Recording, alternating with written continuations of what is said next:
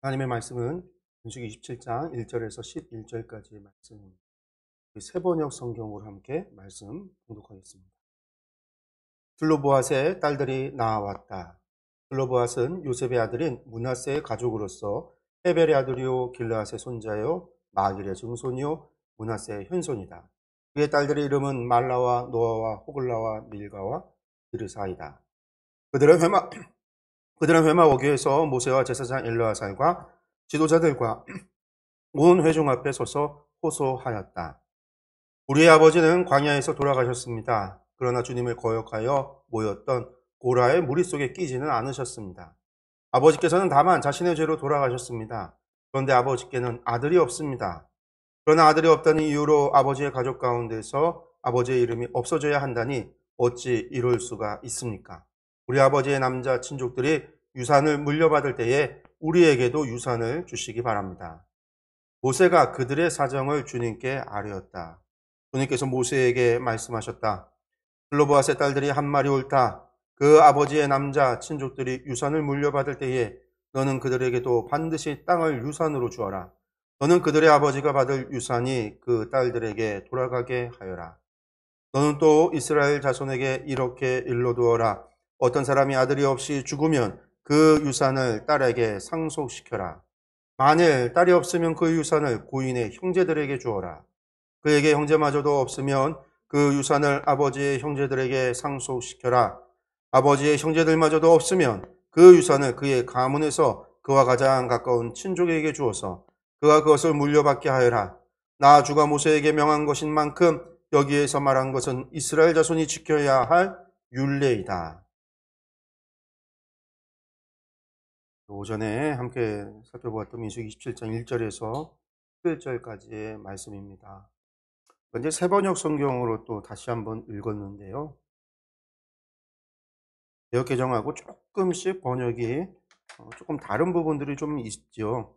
그래서 뭐 사연이 사정이다라고 하는 거, 이것은 뭐 그냥 큰 차이가 없는데 위에 보면은 이제 율례다라고 번역을 했어요. 판결에 재판했던 판결이다라고 했었던 것이 율례, 하나의 법령이다라는 말로 미슈파트라고 말씀드렸는데 히브리어 미슈파트에 맞도록 그렇게 번역을 했습니다. 그러나 이제 5절에서는 여전히 사정, 사연 그대로 들어와 있습니다. 이 한번 다시 한번 보면은요, 슬로브앗 가정의 문제가 무엇이냐라고 했는데 슬로브앗 가정의 문제는 뭐냐면 딸은 다섯인데 아들이 없었다라는 것이죠. 아들이 없으면 무엇이 문제냐? 앞서 2차 인구조사를 통해서 60만 1730명 20세 이상의 군인에 나아갈 수 있는 장정의 수를 계수를 했습니다. 그래서 이 숫자가 단순히 군대를 조직해서 이제 미디안인들과 싸우고 가나안 정복 전쟁을 하는 것으로 끝나면 모르겠는데 하나님께서는 거기에서 이 명수대로 그 가족의 수를 따라서 땅을 분배할 거다라고 말씀을 이미 하셨어요. 약속의 땅에 들어가지 않았고 각 지파별로 어느 땅을 차지하게 될지도 아직 모르는데 그 지파별로 가족별로 그 계수된 남자의 수만큼 그리고 그 가정의 수만큼에서 그 땅을 제비뽑기를 통해서 분배하겠다라고 하나님께서 원칙을 말씀을 하신 거예요. 그리고 이제 분명히 이제 그 원칙이 모세만 알고 있었던 게 아니라 백성들에게 다 이야기가 되었겠죠. 그런데 그 이야기를 들었는데 이 슬로브앗 가정에는 문제가 그 얘기를 들으니까 우리 집에는 남자가 없는데 아들도 없고 아버지는 돌아가셔서 그 인구 계수에 우리 가정이 빠졌다라는 거예요. 그래서 그렇게 되면 이 원칙대로라고 한다면 우리는 약속의 땅에 들어가도 땅을 기업으로 유산으로 받지 못하는 문제가 발생을 하죠. 지금 40년 동안 이들이 광야 생활을 하면서 견딜 수 있었던 이유는 뭐냐면 물론 하나님께서 그들에게 만나와 내추라기로 먹이시고 구름기둥과 불기둥으로 그들을 보호하시고 또 반석에서 물을 주시기도 하셨고 전쟁의 위협 속에서 하나님께서 그들을 지켜 보호하신 것도 있지만 약속의 땅에 들어갈 것에 대한 소망을 가지고 살아왔단 말입니다. 애굽에서 탈출해서 지금까지 왔었던 것, 그들의 애굽 출애굽을 해서 하나님의 약속을 믿고 약속의 땅이라고 하는 그 가나안 땅을 바라보고 왔는데 그 가나안 땅 코앞에서 하나님께서 그 땅을 분배해서 나눠준다고 그랬는데 남자 있는 집안만 준다라는 거예요. 그 원칙이. 그러니까 이 딸들만 있는 이 가족, 여자들만 있는 이 집안, 어쩌면 아직 뭐 시집을 안 가서 사위가 없을 수도 있지만 그런 어린 딸들이었을 수도 있는데 그것은 알 수 없어요. 그러나 이제 이런 요구를 하는 거 보면은 어느 정도 나이가 있었을 것이다라고 추측을 할 수 있는데 어쨌든 이 딸들만 있는 이 가정에게는 그 아버지의 유산이 주어지지 않는다. 그 얘기는 뭘까요? 결국은 그 땅에 들어가서 그 집안은 사라지고 소멸할 수밖에 없다라는 문제가 발생을 한 거예요. 그래서 3절에서도 이 슬로바앗의 딸들이 주장하는 이야기가 그거예요. 4절 말씀 보면은요. 아들이 없다는 이유로 아버지의 가족 가운데서 아버지의 이름이 없어져야 한다니 어찌 이럴 수 있습니까? 우리 아버지의 남자 친족들이 유산 받을 때 우리에게도 유산을 주옵소서. 예. 그렇게 가면 우리는 사라져 버린다라는 거예요. 당시에 사회적 구조가 그랬어요. 남자 가부장적인, 우리나라만 뭐 가부장이 아니라 당시 시대도 가부장적인, 그래서 여성을 남상의 뭐 소유물처럼 여기고 시대가 그랬단 말이에요. 아무리 시대가 그래도 그렇게 되면 우리 가정이 사라져 버리는. 우리는 요셉으로부터 시작해서 므낫세 지파에 속해 있고 이런 후손인데 우리가 이렇게 사라져 버려서 주장. 이게 이제 슬로브가 가정에 가지고 있었던 문제였던 거고 이 문제의 원인은 어디서 온 거예요? 하나님께서 세우신 원칙에서 온 거예요. 하나님께서 세우신 그 가나안 땅을 어떻게 분배할 것인가를 세운 하나님의 원칙에서 왔다라는 거예요. 그래서 이 슬로브와 딸들은 이 문제를 어떻게 해결하고자 했냐면 모세와 지도자들에게 이 문제를 공식적으로 얘기를 한 겁니다. 이것은 억울한 일입니다. 우리 아버지가 고라의 반역, 하나님 앞에 반역하는 그러한 죄를 범한 것도 아니고 그저 자기 죄로 인해서 광야에서 죽었을 뿐인데 이 우리가 남자가 없다라는 이유만으로 우리가 기업을 유산을 물려받지 못한다라고 한다면 이 얼마나 이것이 부당한 일입니까? 정당하지 못한 일입니까? 라고 질문을 제기를 했고 이 일을 제기를 했어요. 이에 대해서 모세가 하나님 앞에 그들의 사정을 아는 거죠. 기도를 한 거고요. 그리고 하나님께서는 그 슬로보아스의 딸들의 요구를 어떻게 판단하시나요? 7절 말씀에 슬로보아 딸들의 한 말이 옳다. 그들이 옳다라는. 다른 말로 이야기한다면요. 그들의 말이 옳다라는 얘기는 하나님의 원칙이 틀렸다라는 말입니다.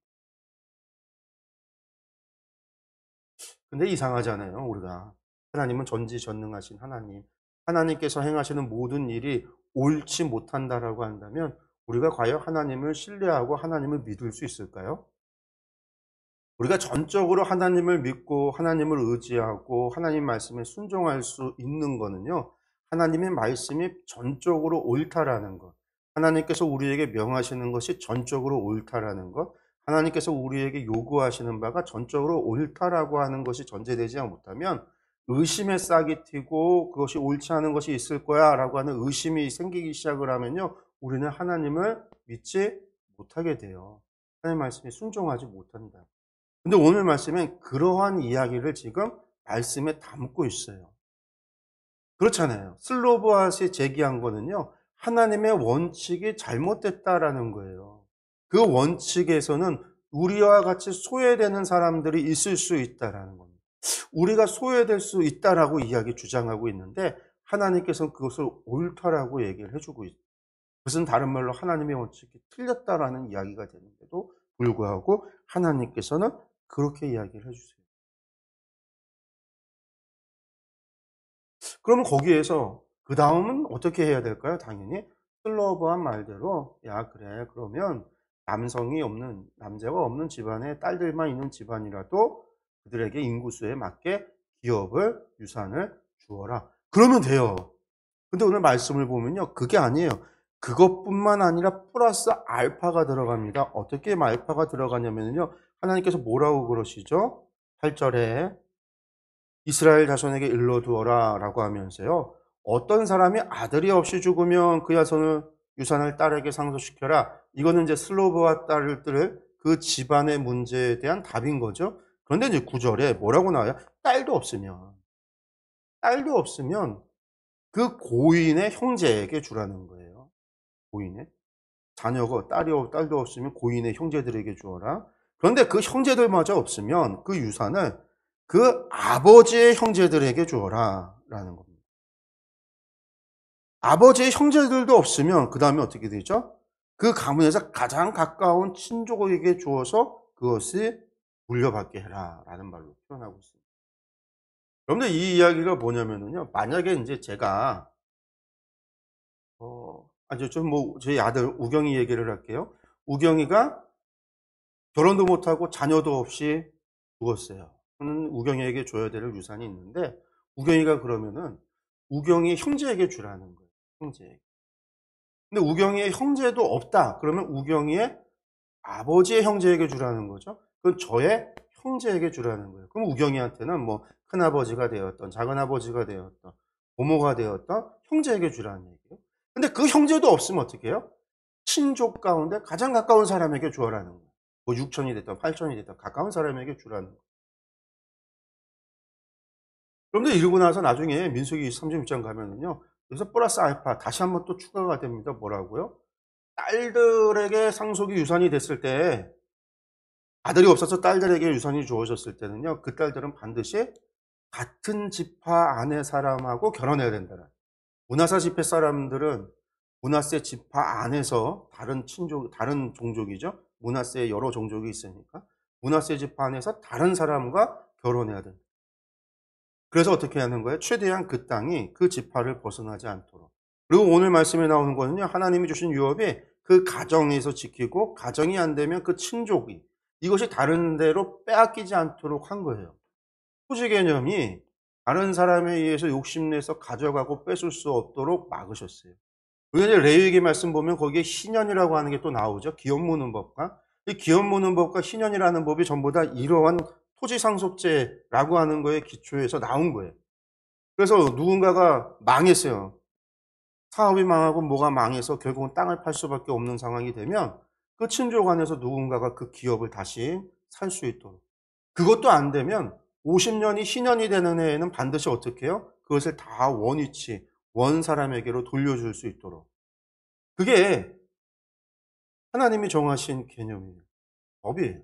그리고 그 모든 것을 가능하게 하는 것은요. 이 땅의 모든 것이 하나님의 것이다라는 거죠. 우리에게 하나님께서 맡기신 기업인 거고 우리는 그 땅을 잘 관리해야 될 의무가 있는 거고 그리고 그것을 만약에 잃어버렸어도 시간이 지나면 다시금 희년마다 되돌려 받을 수가 있고 다시금 하나님의 백성으로서 살아가는데 보장될 수 있도록 삶이 보장될 수 있도록 하나님이 만드신 제도예요.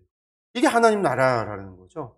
그래서 하나님의 나라는 서로의 땅을 두고 뺏고 뺏는 전쟁과 그런 땅투기와 같은 일들이 벌어지지 않는 하나님이 주신 것 안에서 모든 사람들이 하나님의 백성으로서의 삶을 영위해 갈 수 있는 최소한의 안정장치를 하나님께서 그렇게 만들어 놓으신 거예요. 근데 어쨌든 오늘 말씀을 다시 보면 이렇게 하나님께서 하셨는데 슬로브와 딸들의 요구만 들어주신 것이 아니라 그 외에 이 율법의 사각지대, 소외될 수 있는 사람들을 전부 다 보호하는 추가적인 알파, 플러스 알파의 법을 만드셨다라는 거예요. 그럼 왜 하나님 처음부터 그렇게 하시지 않았을까? 우리가 하나님을 전지하신 분, 전능하신 분이라고 이야기를 하는데 하나님이 정말 전지하시고 전능하시다라고 한다면 처음부터 완벽한 것을 만드셔서 하시면 좋을 텐데 왜 처음부터 완벽한 것이 아닌 이렇게 빈 틈이 있는 그런 원칙을 세우셨을까? 그래서 왜 슬로브와 딸들이 이것에 대해서 이의 제기하고 하나님께서 그들의 말이 옳다라고 하면서 하나님의 원칙이 이렇게 빈틈이 있다라는 사실을 왜 드러내셨을까? 라고 하는 거예요. 우리가 이제 이 부분에 대해서 생각을 해야 된다라는 거예요. 왜? 우리가 하나님에 대해서 우리가 그 부분을 믿지 못하면 우리가 하나님을 의심하기 시작하면 우리 하나님을 믿을 수 없고 하나님 말씀에 순종하며 살아갈 수 없어요. 하나님 의지할 수 없다라는 거예요. 우리가 하나님이 우리의 모든 것을 다 하고 우리의 신음도 들으시고 우리의 머리카락까지 세신 바 되시는 우리의 마음 깊은 속에 모든 것도 다 아시는 하나님 그 모든 것, 세상의 만물의 모든 것들을 아시고 하나님이 주관하시고 하나님이 그것을 모두 가능하게 하시는 능력이 있다라고 하는 믿음이 있기 때문에 하나님을 믿고 의지하는데, 그리고 그 하나님이 사랑이시기에 우리를 위해서 언제나 최선의 가장 좋은 것을 베푸신다라는 믿음이 있기 때문에 하나님을 믿고 의지할 수 있는데, 이게 무너지면 하나님을 대하여 신뢰가 깨져버리면 우리는 신앙을 잃어버릴 수밖에. 아담과 하와가 그렇잖아요. 하와가 뭐 큰일이 있었던 게 아니에요. 선악을 알게 하는 과일을 먹을 때 하나님께서 우리에게 말하지 않은 것이 있나 보다. 먹으면 죽는 게 아니라 하나님과 같이 될 거다. 하나님께서 우리에게 무엇인가를 속이고 숨기는 것이 있나 보다. 뱀의 거짓말, 그거 하나로 하나님을 향한 신뢰가 깨졌을 때 그들은 선악을 알게 하는 과일을 먹었단 말이에요. 이게 죄잖아요. 그럼 그럴 가능성이 있는 이 말씀을 주신 이유는 뭘까? 맞아요. 제가 지금까지 이야기한 것 속에 사실은 답들이 있습니다. 먼저 땅이라고 하는 것, 우리가 하나님께서 슬로보아 딸들의 요구가 옳다라고 하나님 말씀하시지만 그 옳다라는 게 하나님이 틀렸다라는 것은 아니에요.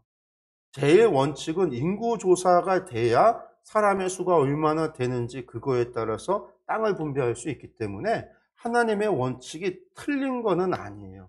단지 그 원칙에 아까 말씀드렸다시피 빈틈, 예외 조항이 생길 수 있는 것들이 있었다라는 거.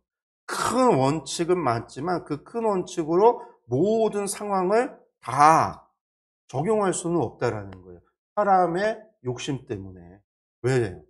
만약에 지도자들이나 이 사람들이 정말 그 원칙에도 불구하고 그래 가정별로 사람 수대로, 제일 원칙이 그거니까요. 인구조사하고 그래서 사람 수만큼 많은 가족에게는 많은 땅을, 적은 수의 가족에게는 적은 땅을, 그 인구수에 맞게 비례해서 땅을 나눠주라고 했는데 그 비례에는요, 남자가 있건 없건 아들이 있건 없건 아버지가 있건 없건 상관없이 비례로 가야 돼요.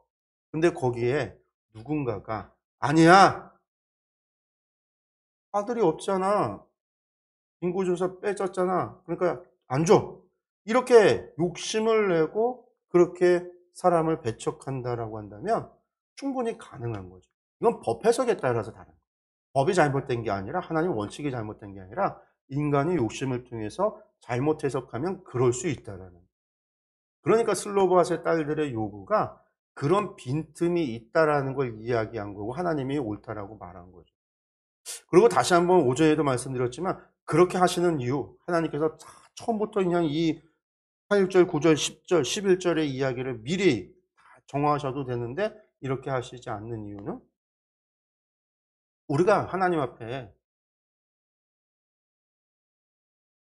하나님께서 우리의 모든 것을 아심에도 우리로 하여금 기도하게 하시고 우리의 이야기를 듣는 이유는 하나님께서 우리가 하나님과 기도하고 하나님을 대화하고 하나님께서 일하시는 것을 바라보면서 이를 통해서 우리가 하나님을 알아갈 수 있도록 하나님이 어떤 분이신가를 배워나갈 수 있는 기회로 만들어 주시기 때문에 그래요.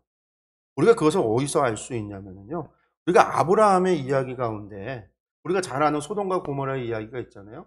그때 하나님께서는요, 아브라함은 친구라, 아브라함에게 아무 비밀도 없이 그에게 모든 것을 알리겠다 하시면서 아브라함에게 소돔과 고모라를 멸망시키실 것에 대해서 이야기를 해요.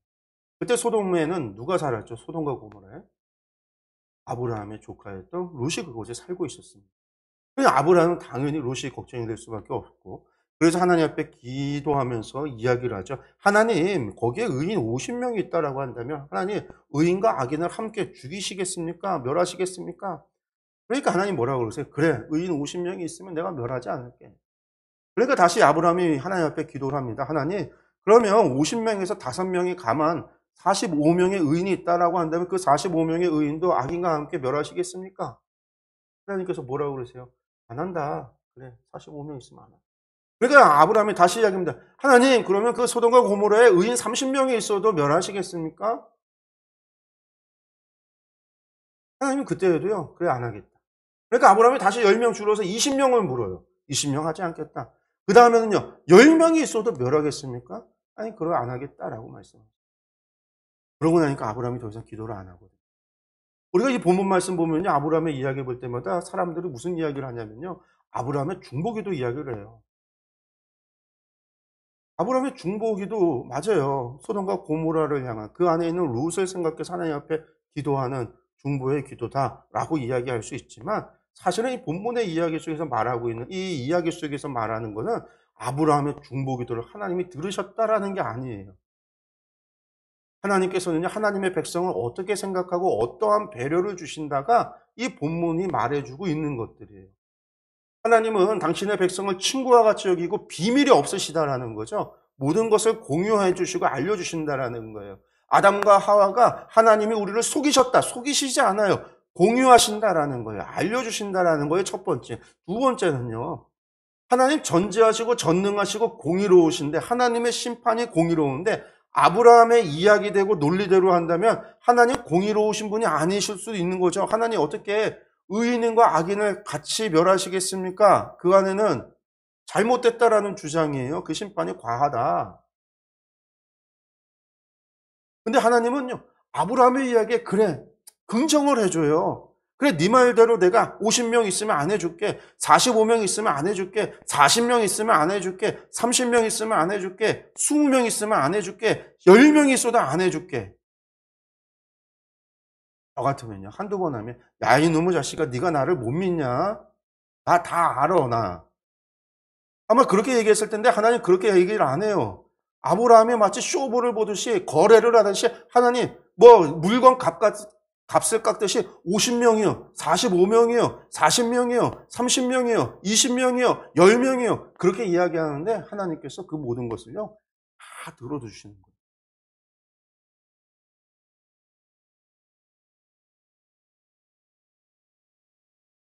하나님은 소돔과 고모라에 의인이 없음을 알고 계세요. 그래서 그들을 멸하시려고 심판을 내리시려고 판결을 내리신 거죠. 그러나 아브라함에게 당신의 백성에게 그렇게 귀를 기울여 주시고 의견을 물어주시고 그의 이야기가 무리한 요구에도 하나하나 응대하시면서 이야기를 했어요. 왜 그럴까요? 아브라함이 결국은 하나님의 심판이 공의롭다라는 사실을 깨닫게 하기 위해서요. 깨닫게 하기 위해서. 그러니까 이것은 아브라함의 중보기도의 이야기가 아니에요. 우리를 사랑하시고 우리를 배려하시는 하나님. 니네 무조건 내 말 따라와. 야, 니들은 모르잖아. 나는 전지에서 다 아니까 내가 하는 거 무조건 따라가 아니라 내가 너희의 발걸음에 맞춰줄게. 너희의 이해력에 맞춰줄게. 너희들에 맞춰서 눈높이 교육을 해줄게. 너희들이 믿고 너희들이 알고 깨달은 대로 내가 그 수준에 맞춰서 너희와 함께 걸어가 줄게. 마치 그거예요, 하나님. 우리가 이런 사실을 어디서 또 보냐면요. 아모스서를 보면 나와요. 아모스서. 아모스서 후반부에 가면요. 아모스가 북이스라엘의 멸망에 대한 환상을 보는데 그 첫 번째 환상이 뭐냐면 메뚜기 환상이에요. 메뚜기. 하나님께서 아모스에게 메뚜기 환상을 통해서 이스라엘을 심판하는 환상을 보여주니까 아모스가 하나님 앞에 기도를 하는 거예요. 하나님 심판 너무 과합니다. 이스라엘이 이거 심판 감당할 수가 없어요, 하나님. 그랬더니 하나님께서 뭐라고 하시냐면요. 그래, 그러냐? 그럼 내가 이 심판하지 않을게. 두 번째, 하나님께서 불심판을 보여주세요. 이스라엘을 불로 다 심판하는 걸 환상을 보여주는 거예요. 아모스가 그걸 보고는 너무 놀라서 하나님께 기도하자. 하나님, 이 심판도 너무 과합니다. 이스라엘 감당할 수 없어요, 하나님. 그때 하나님께서 그래, 그럼 내가 이 불심판도 내리지 않을게. 그런데 그래서 이 아브라함의 기도하고요, 이 아모스의 기도가 중보기도의 두 가지 대표적인 본문이라는 거예요. 많은 중보기도에 관한 책에 늘 이야기 나와요. 근데 이것도 잘못된 거예요. 아까 아브라함의 이야기가 잘못됐듯이. 인본주의적으로 아브라함의 시점에서 인간적인 시점에서 보니까 중보기도인 거지. 사실은 그가 하나님 앞에 무례한 요구를 한 거고 하나님께서는 그 무례한 요구에도 일일이 응답하시던 일일이 대답해 주시고 일일이 아브라함이 깨닫도록 기다려줬던 것이고요. 아모스도 마찬가지예요. 그러니까 아모스의 요구가 맞으면요. 그의 기도가 정당하면 어떤 거죠? 하나님께서는 과한 심판을 했다라는 거예요. 메뚜기 심판을 준비했는데 그 이스라엘의 죄보다 심판이 과하다라는 거예요. 불심판을 준비했는데 이스라엘의 죄보다 불심판이 과하다. 하나님께서 과하셨어요. 하나님 이거 너무 감정적으로 처리하시는 거 아니에요? 여러분 하나님 이거 죄가 그 정도 심판당할 만한 죄 아니에요. 아모스의 주장은요 그런 의미가 담겨 있어요. 근데 하나님께서 그 아모스의 이야기에도요. 그래 그럼 내 메뚜기 심판 안 할게. 그래 내가 불심판 안 할게. 그리고 나서 세 번째 환상이 뭐였냐면 다림줄 환상이에요. 다림줄이 뭐죠? 공사하는 사람들이 줄에다가 추를 달아서 이렇게 내리면 이 중력에 의해서 바르게 내려가잖아요. 그래서 인제 건물을 지을 때 담을 짓거나 기둥을 세울 때 그 줄에 맞춰서 수직으로 인제 세워가도록 할 때 사용하는 게 다림줄. 근데 여호와 하나님께서 그 다림줄을 들고요. 사마리아, 예루살렘에 서 있는 거예요. 그 얘기는 뭐냐면 하나님께서 이 분명한 기준이 되는 절대의 기준이 되는 것을 가지고 측량했다라는 거죠. 죄를 측량했다라는 거예요. 이 세 번째 환상은 하나님의 심판은 공의로운 심판이다라는 것을 보여주는 거예요. 그러고 나니까 그 환상 보고 나니까 아모스가 이제부터는 더 이상 말하지 않아요. 하나님 앞에. 하나님 앞에 심판 가지고 이의 제기를 하질 않는 거예요. 아, 다 한 게 아니라 네가 그런 죄를 졌고. 그리고 나서 그다음 이야기가 뭐냐면요. 아마샤라고 하는 제사장이 타락한 사건을 보여줘요. 이 베델의 제사장이 아모스가 하나님의 말씀 전하니까 넌 예언하지 말라고 소리치고 그를 갖다가 아모스를 핍박을 해요. 왕에게 거짓으로 상소를 올려요. 제사장의 타락을 보고 나서 아모스가 아는 거예요. 하나님의 심판이. 그래서 그 뒤에 또 환상이 보여줄 때는요. 그 환상을 전달할 뿐이지 그걸 가지고 하나님 앞에 기도하지 않아요. 하나님께서는요. 우리가 알지 못하면요. 알 때까지 기다려 주시는 거예요. 그리고 우리가 하나님의 수준에 하나님께서 원하시는 장성한 분량에 이르도록 우리를 인도해 주세요. 그걸 위해서 하나님께서 우리를 배려해 주시는 거죠. 그냥 무조건 따라와. 내 말대로 해. 강권적으로 끌고 가고 강권적으로 행하시는 게 어떨 때는 하나님께서 그렇게 행하실 때도 있어요. 우리를 향해서 강권적으로 역사하실 때도 있지만 하나님 대부분은요. 우리에게 기회를 주시고 상황과 환경을 통해서 우리가 하나님을 알아갈 수 있는 하나님을 믿고 신뢰할 수 있도록 하나님 우리를 그렇게 인도해 주신다라는 거예요. 그래서 하나님의 나라는 하나님의 백성들은요. 그래서 하나님께서 행하시는 일에 관심을 가져야 돼요. 그리고 그에서 하나님 앞에 언제든지 우리는 하나님 앞에 기도로서 우리의 요구를 이야기할 수 있는 거예요. 하나님께서 이 성경에 이 말씀을 왜 뒀을까? 사실 이것은 하나님의 권위를 훼손할 수 있는 본분이에요. 슬로보아스의 딸이 옳다. 하나님이 틀렸다. 세상의 왕들은 절대로 자신이 한 번 뱉은 말을 주워 담지 않는다라고 그랬잖아요. 성경에도 그러한 이야기가 나와요. 에스더서를 보면 어떻게 나와요? 아하수에로 페르시아의 그 황제인데 왕인데 왕의 이 인장이 도장이 찍혀서 한번 내려진 명령은요. 왕도 그것을 바꿀 수 없다라고 그랬어요. 그래서 하만에 의해서 유대인들을 다 죽여라라고 하는 명령이 공문서가 내려갔을 때 이걸 돌이킬 수 있는 방법이 없어요. 그래서 어떻게 했어요? 유대인들을 죽이려고 하는 날짜보다 앞서서 유대인들이 유대인의 원수를 죽이라고 하는 공문을 새로 내려 보내잖아요. 바꿀 수가 없다라는 거예요. 신약에 보면 헤롯 안티파스, 제가 오전에 이야기할 때 헤롯 빌립이라고 했는데 말을 잘못했어요. 원래는 헤로디아라고 하는 여자가 헤롯의 가문에 있었던 여자예요. 이 여자하고 헤롯 빌립하고 조카와 작은아버지 관계예요. 작은아버지, 큰아버지 관계. 근데 이 헤로디아가 당시에는 뭐 근친상가 집안에서 서로 결혼하는 것이 로마 시대 때는 너무나 당연했으니까 이 헤로디아가 헤롯 빌립과 결혼을 했다가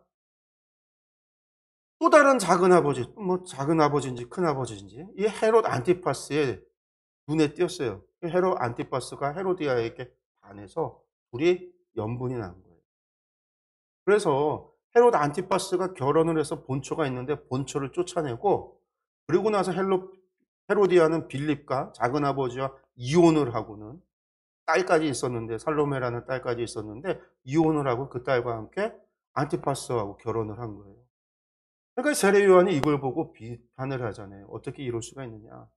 그랬더니 이 헤롯 안티파스가 세례 요한을 감옥에 오래 가둬요. 그 헤로디아가 이 세례 요한을 갖다가 눈의 가시로 여겼다라는 거. 그리고 한번 잔치하는 날에 이 헤로디아가 살로메, 자기 딸 살로메를 갖다가 위해서 모의를 해서 그 잔치에 춤을 추게 해서 안티파스가 너무나 기분이 좋아서는 술 취하고 기분이 좋아서 살로메에게 네가 원하는 거 내가 다 누려주겠다. 나라의 절반이라도 달라고 하면 내가 주겠다라고 했더니 이 살로메가 그러면 세례 요한의 머리를 달라. 그래서 세례 요한이 그래서 참수형을 당해서 쟁반에 머리가 당겨서 살로메. 그럼 이때 세례 안티파스는요, 세례 요한이 선지자라는 것을 알았어요. 그러나 그가 술에 취했어도 잔치하는 가운데 술 취해서 한 말이라도 왕이 했던 얘기를 번복하는 것은 자신의 권위를 훼손한다라고 했기 때문에, 생각했기 때문에 결국은 세례 요한을 죽였어요. 하나님의 선지자인 줄 알고.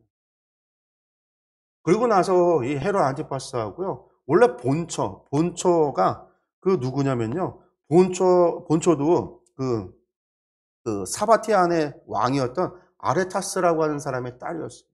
그 본처가 도망가니까 이 아레타스가 화가 나잖아요. 지 딸이 소방맞고 왔으니. 그래서 아레타스하고 안티파스하고 전쟁이 일어나요. 이때 전쟁에 안티파스가 참패를 당합니다.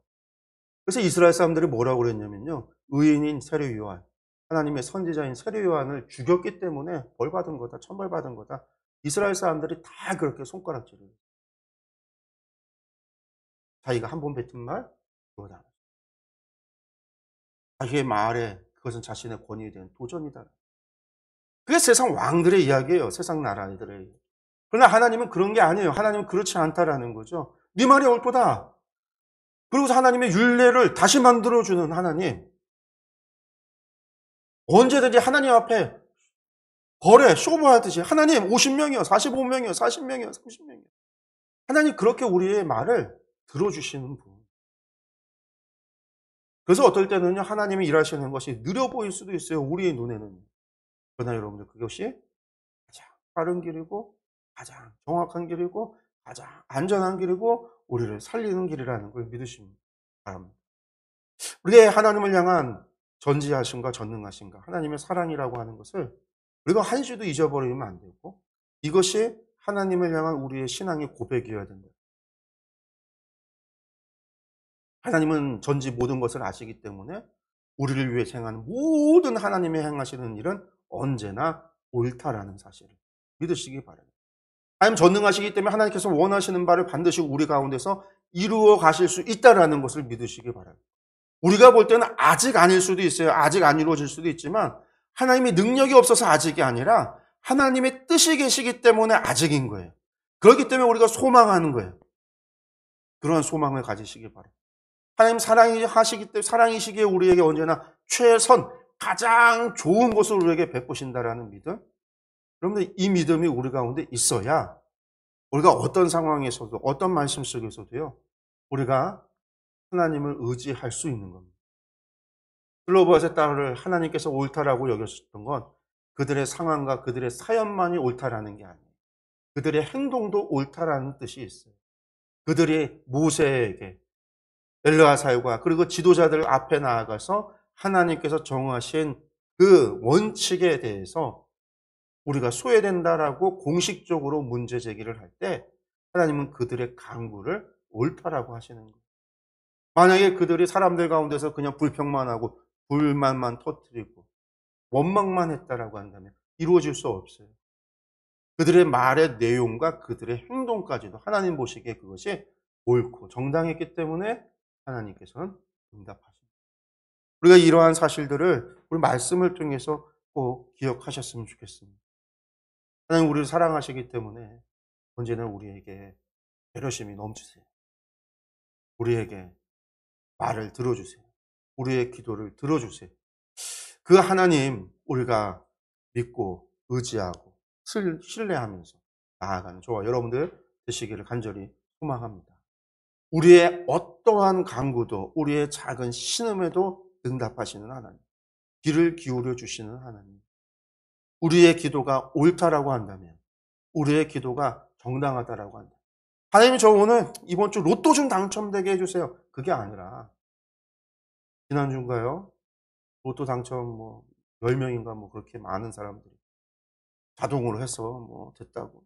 아, 하나님, 저에게도 이런 간구가 아니라 공부는 안 하고 팽팽히 놀고 나서 하나님 성적 올라가게 해주세요. 이러한 옳지 못한 간구가 아니라 하나님 보시기에 옳은 것, 하나님 보시기에 정당한 것, 우리의 말과 행동이 정당한 것. 그러면 그때에 하나님께서 응답하신다는 것을 기억하시길 바랍니다. 기도하겠습니다.